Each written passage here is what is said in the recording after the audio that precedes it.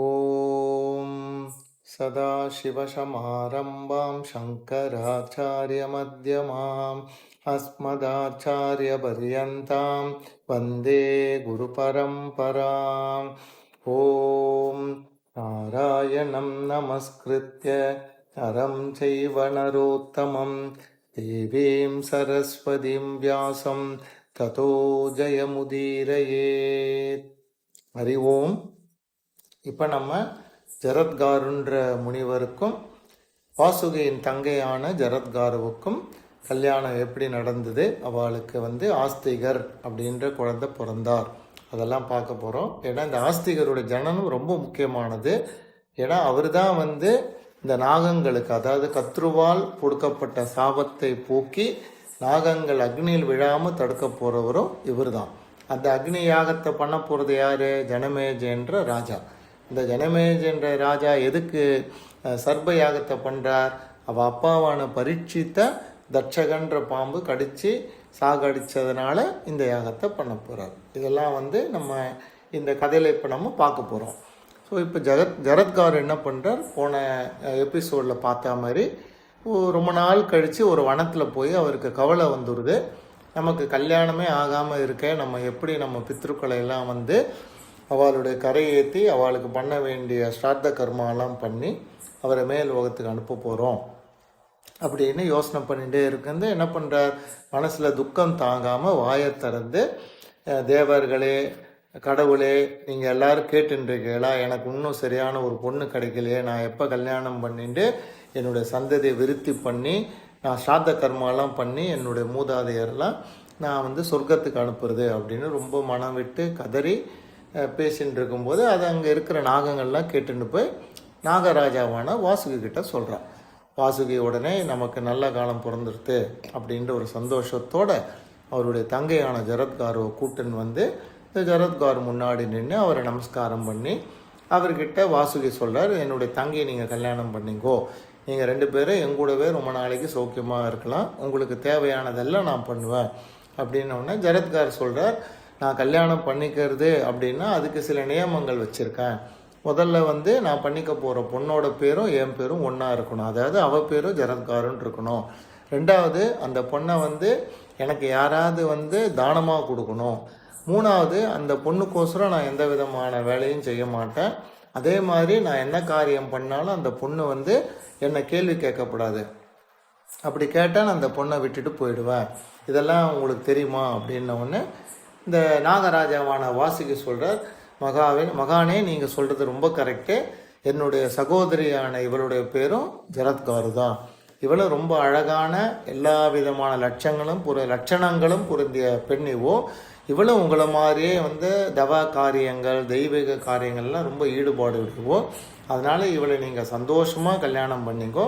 நான் உங்களுக்கு இவளை பிட்சையாகவே தரேன். நீங்கள் இவளை கல்யாணம் பண்ணிங்கோ. இவளுக்கோசரம் நீங்கள் எதுவுமே பண்ண வேண்டாம். உங்கள் 2 பேரையும் நான் காலம் இருக்கிற வரைக்கும் உங்களுக்கு எல்லா விதமான வசதிகளும் பண்ணி கொடுத்து சந்தோஷமாக வச்சுருப்பேன் அப்படின்னு சொல்லிட்டு இந்த ஜரத்காருக்கும் அவனுடைய தங்கையான ஜரத்காருக்கும் ஒரு நல்ல நாளில் கிரமப்படி, அதாவது கர்மாப்படி என்னென்ன எப்படி செய்யணுமோ அந்த விஷயங்கள்லாம் பண்ணி அவளுக்கு திருமணத்தை பண்ணி வைக்கிறார். திருமணம் ஆன உடனேயே ஜரத்கார் என்ன பண்ணுறார்? அவருடைய மனைவியான ஜரத்காருக்கிட்ட திருப்பி ஒரு வாட்டி சொல்கிறார், இது மாதிரி நான் சொல்கிறத கேட்டுக்கோ, உனக்கோசரம் நான் எந்த காரியமும் பண்ண மாட்டேன். அதாவது நீ சாப்பிடணும், உனக்கு வேறு எதாவது வேணும், அதுக்கெல்லாம் நான் எந்த விதமான வேலையும் பண்ணி பொருள் ஈட்டி தரமாட்டேன். 2வது, நான் எந்த காரியம் பண்ணினாலும் நீ எனக்கு அது இடையூறாக நீ இருக்கக்கூடாது, அதை தடுக்கப்படாது, அதை எதிர்த்து என்கிட்ட நீ பேசவும் கூடாது. இப்படி நீ பண்ணின அப்படின்னா அந்த க்ஷணத்துலேயே நான் உன்னை விட்டுட்டு போயிடுவேன். அதனால இது ஞாபகத்தில் வச்சுக்கோ அப்படின்னோடனே வாசுகியோட தங்கையான ஜரத்காருவுக்கு கொஞ்சம் பயம் இருக்குது. இருந்தாலும் என்ன பண்ணுறது, அவளுடைய நாக சர்ப்பங்களுக்கு கிடைச்ச சாபமும் போனோம். அதே சமயம் இந்த ஜரத்காருன்ற முனிவர் ரொம்ப தவத்தில் சிறந்தவர், நிறைய சக்தி வேற உள்ளவர். அதனால் அவர்கிட்ட நம்ம பார்த்து பயத்தோடு அவர் இருப்போன்னு சொல்லிட்டு சரின்னு ஒத்துண்டுறா. அதுக்கப்புறம் அவளுக்கு அவருக்கு என்னென்ன காரியங்கள் வேணுமோ அதெல்லாம் பண்ணிட்டு இருக்கா. 2 பேரும் ரொம்ப சந்தோஷமாக வாசுகியோட அரண்மனையில் எல்லா வசதிகளும் அவள் இருந்துட்டுருக்கு.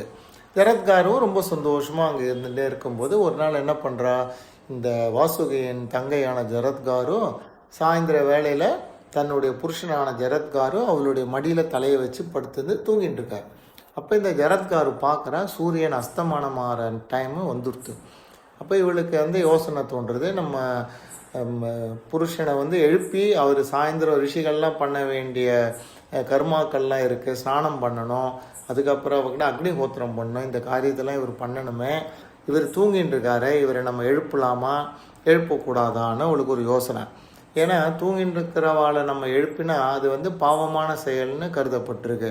அப்படி அதே மாதிரி அவர் செய்ய வேண்டிய கர்மாக்களை பண்ணுறதுக்கு அவரை நம்ம எழுப்பலன்னு வச்சுங்கோ, அன்றைக்கி சாயந்தரம் பண்ண வேண்டிய ஒரு கர்மாக்களை பண்ணாமையோ இல்லை அக்னிஹோத்திரத்தை பண்ணாமலே இருந்தால் அதுவும் வந்து ஒரு பெரிய பாவமாக இருக்கும். இவளுக்கு ஒரே வந்து டைலமா, நம்ம இப்போ என்ன பண்ணலாம், எழுப்பலாமா வேண்டாமா? ஏன்னா எழுப்பினா கண்டிப்பாக இவருக்கு வந்து கோபம் வந்துடும், அந்த கோபத்தினால நம்மளை வந்து சாபம் கொடுத்தாலும் கொடுத்துருவார்னு ரொம்ப நேரம் யோசனை பண்ணுறா. கடைசியாக என்ன பண்ணுறா, சந்தியா காலம் வந்துட்டு நிச்சயமாக வந்து நம்ம வந்து தர்ம காரியத்தில் பாவம் பண்ணக்கூடாது, கோபம் வந்தால் பார்த்துக்கலாம், அதை நம்ம சமாளிச்சுக்கலாம்னு சொல்லிட்டு மெதுவாக என்ன பண்ணுற, படுத்திருந்த ஜரத்காரரை நோக்கி ரொம்ப மெலிவாக அதே சமயம் சாந்தமாக சொல்கிறான், நீங்கள் வந்து ரொம்ப மகிமையான ஒரு தவ முனிவர், இப்போ சூரியன் வந்து அஸ்தமனமாக போகிறான், அதனால் நீங்கள் சாயந்தரத்தில் பண்ண வேண்டிய ஸ்நானம், அப்புறம் வந்து நித்திய கர்மாக்கள், அக்னிஹோத்திரங்கள் இதெல்லாம் ரெடியாக இருக்குது, சீக்கிரமாக நீங்கள் எழுந்து அதெல்லாம் பண்ணணும், ஏன்னா சூரியன் வந்து மேற்கு திசையில் அஸ்தமனமாக போகிறான் அப்படின்னு ரொம்ப நயமாக சொல்கிறான். அந்த சமயத்தில் கண்ணை முழித்த ஜரத்கார் என்ன பண்ணுறார், அவளை பார்த்து அப்படியே கோவத்தோடு அவர் உதடெல்லாம் துடிக்கிறது.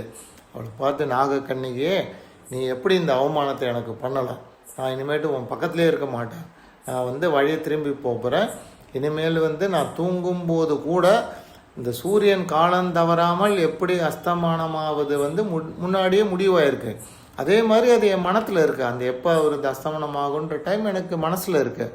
ஸோ நான் ஆட்டோமேட்டிக்காக எழுந்து என்னுடைய கர்மாக்களை நான் பண்ணியிருப்பேன், அது வந்து என்னுடைய கடமை.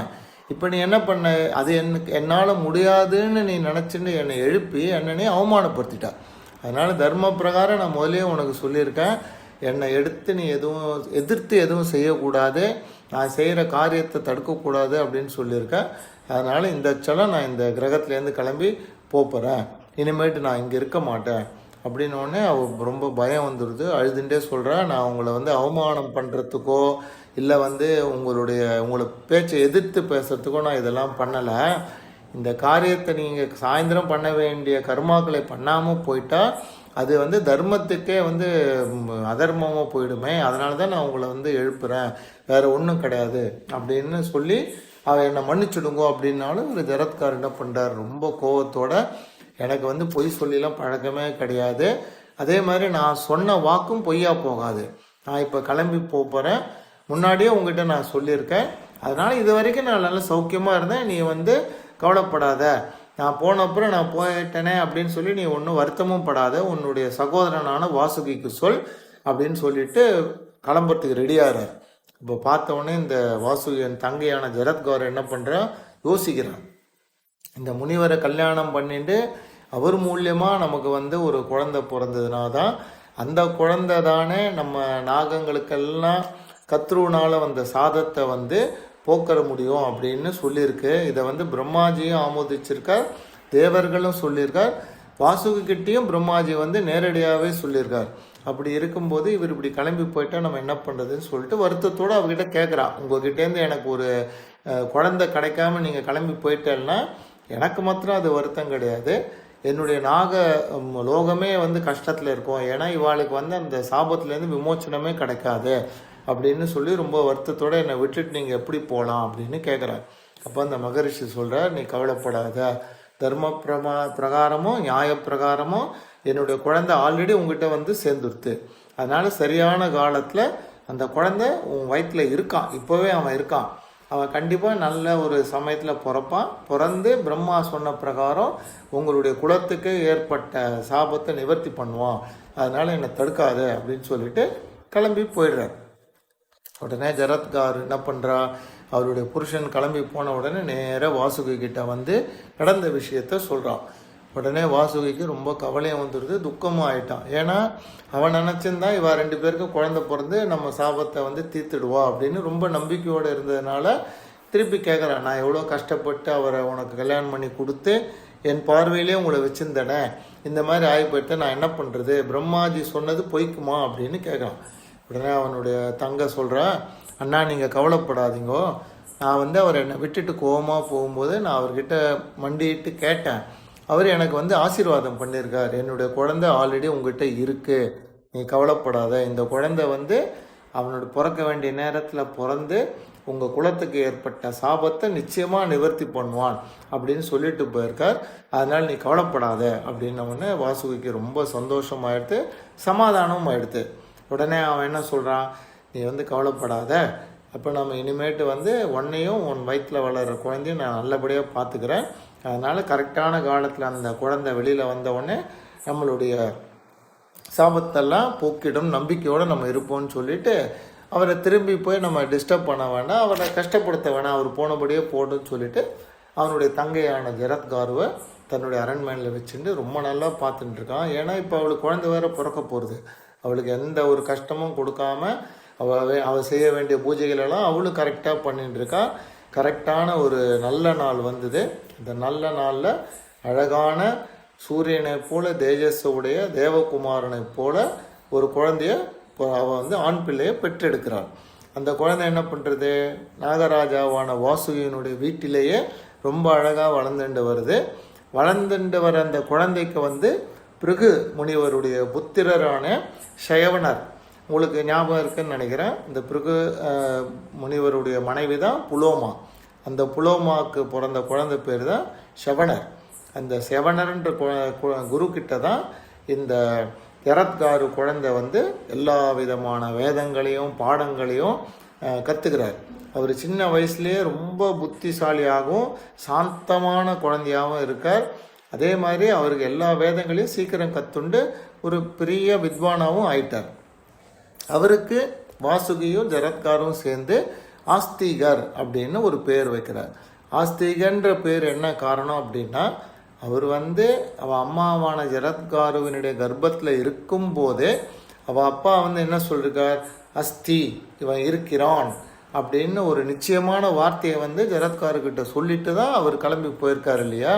அதனால் கருவில் இருக்கும்போதே அந்த குழந்தை வந்து அப்பாவின் வாயினால் அஸ்தி இருக்கிறான் அப்படின்னு சொல்லப்பட்டதுனால அந்த குழந்தைக்கு வந்து ஆஸ்திகர் அப்படின்ற ஒரு பெயர் உண்டானதாக இந்த மகாபாரதத்தில் சொல்லப்பட்டிருக்கு. அளவில்லாத ஞானமும் சாந்தமான குணமும் உள்ள அந்த ஆஸ்திகர்ன்ற குழந்தை வாசுகியினுடைய கிரகத்தில் இருந்துட்டு ரொம்ப நல்லா வளர்ந்துட்டு வந்துட்டுருக்கான். இவாளும் அவனை ரொம்ப ஜாக்கிரதையாக பார்த்து வளர்த்துன்னு வந்துட்டுருக்கான். ஏன்னா இந்த குழந்தை தான் வந்து ஜனமேஜயர் பண்ணக்கூடிய சர்ப்ப யாகத்தில் எல்லா நாகங்களும் விழும்போது இவர் தான் காப்பாற்ற போகிறார் அப்படின்னு தேவர்களும் சொல்லியிருக்கா, பிரம்மாஜியும் சொல்லியிருக்கார் இல்லையா. அதனால் இவர் வேலாம் என்ன பண்ணுறார், ஆஸ்திகரை ரொம்ப ஜாக்கிரதையாக வளர்ந்துன்னு வந்துட்டுருக்கார். அந்த ஆஸ்திகரும் வந்து ஒரு தேவ குழந்தை போல் ரொம்ப, அதாவது கலர்ஃபுல்லாக இருக்கார், பார்க்கறதுக்கு ரொம்ப அழகாக இருக்கார். அங்கே இருக்கிற எல்லா நாக குலங்களையும் வந்து அவர் சந்தோஷப்படுத்திட்டுருக்கார். ஏன்னா எல்லாருக்கும் அவரை பார்த்தா தெய்வம் மாதிரி இருக்குது. இவர் தான் நம்ம சாபத்தை நிவர்த்திக்க போகிறன்றதுனால எல்லாரும் அவர் கூட ரொம்ப ஹாப்பியாக இருக்கான். அப்படியே இருந்துட்டு இருக்கும்போது இப்போ நம்ம ஜனமேஜயர் வந்து சர்ப்ப யாகத்தை ஆரம்பிக்க போகிறார். ஜனமேஜயர் ஏன் சர்ப்ப யாகம் பண்ணுறார், அதுக்கு என்ன காரணம் அப்படின்னா, ஜனமேஜயருடைய அப்பா பரீட்சித், அவரை வந்து ஒரு பாம்பு கடித்து அவர் இறந்து போயிடுறார்.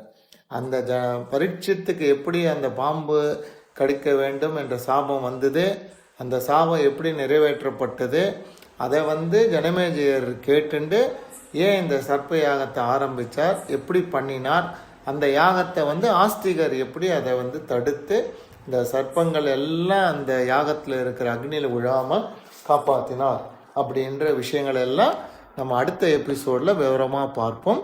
ஹரி ஓம்.